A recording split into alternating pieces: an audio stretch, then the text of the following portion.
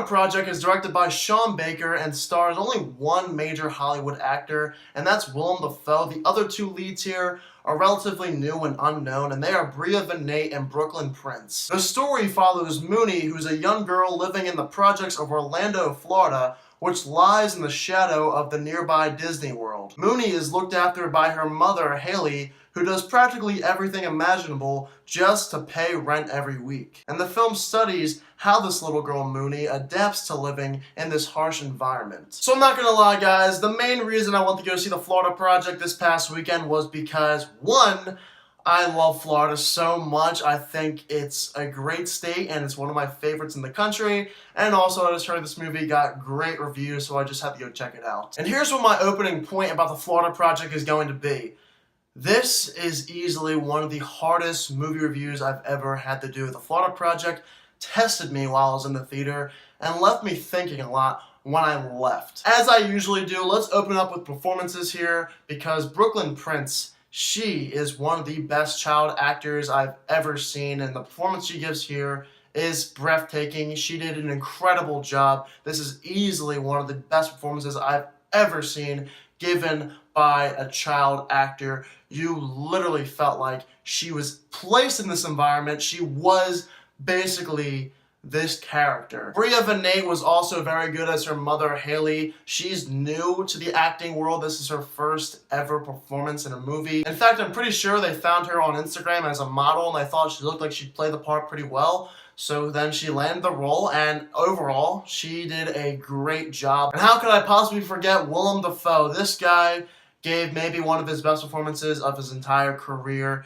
Definitely felt like a father figure in this role because everyone living in the motel that he's the manager of, he's basically taking care of each and every single one of them because they're all just trying to get by, pay their rent every week, doing everything they can possible just to stay above ground. And Willem Dafoe, I thought, was excellent in this role. Hey, maybe for once I'll remember him for something that's not the Green Goblin, which is crazy because I love the Green Goblin. Something that caught my mind with little Mooney in this movie was how, despite living in such a harsh environment throughout the whole film, she always happened to stay as a happy little girl strolling through. You would never think she's in such a bad place to live or anything going around her is as bad as you could possibly be. She's constantly filled with joy. The story here basically just hammers home the points of how harsh this environment is and what these people have to do day in and day out just to get by and pay their rent. A24 is known for making these realistic stories nowadays. As you saw last year with Moonlight, this movie is similar in showing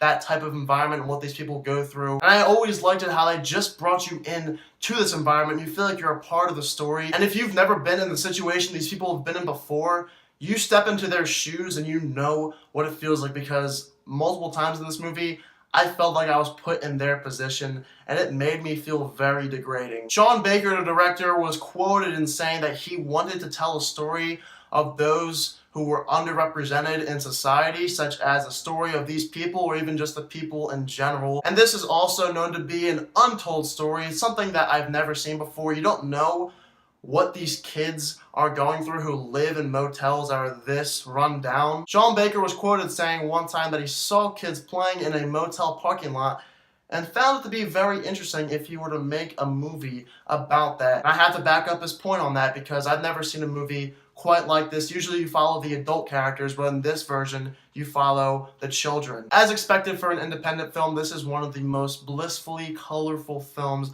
I have ever seen. I thought they did a great job in making these colors just pop out at you. You felt like you were in Florida for sure, because Florida, as we know, is a colorful state. And it's weird to think that because the area they're portraying here is run down, it's harsh, it's not a place anybody wants to live, and you could see by the faces of these people, they're not exactly happy. An interesting choice I took away from this film was how there was no music for 99% of this movie.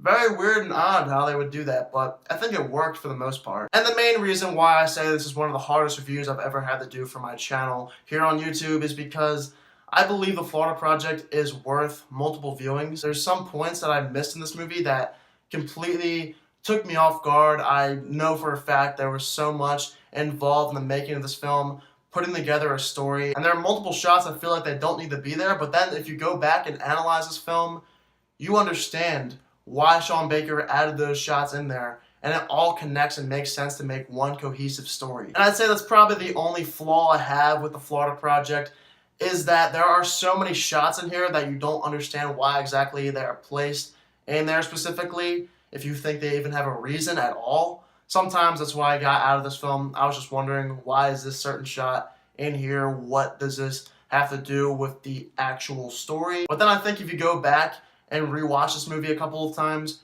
you'll start to pick out points that you missed before, and you'll understand why certain shots were added in there. So The Florida Project was one of the most investing movies I've seen all year. Very interesting throughout. I love the direction given by Sean Baker. The performances here were top-notch, some of the best I've seen all year. I think it truly hammered home its deep underlying points as what an indie film should do. But this one, I think, is worth watching multiple times just to understand the entire film. And I also don't think many people are going to understand this movie, and they're going to say, what exactly was the point of this one? Well, I think it's an acquired taste, and some people aren't going to like this movie as much. It's not really for everyone, I would say.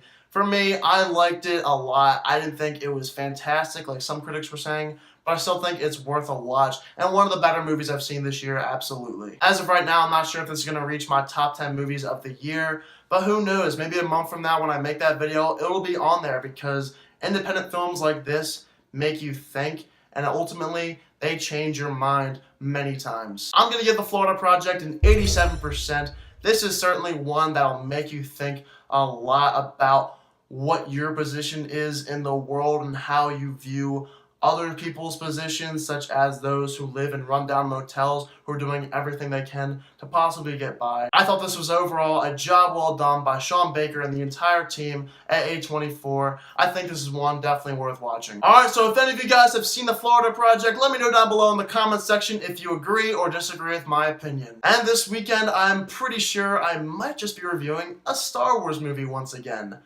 You'll see which one it is. I cannot wait to do that for you guys. If you're new to my channel, click that subscribe button and follow me on Twitter at SvenSulley and follow me on Snapchat at SvenMovies. Thank you all so much for watching this video, and I hope you all have a fantastic day.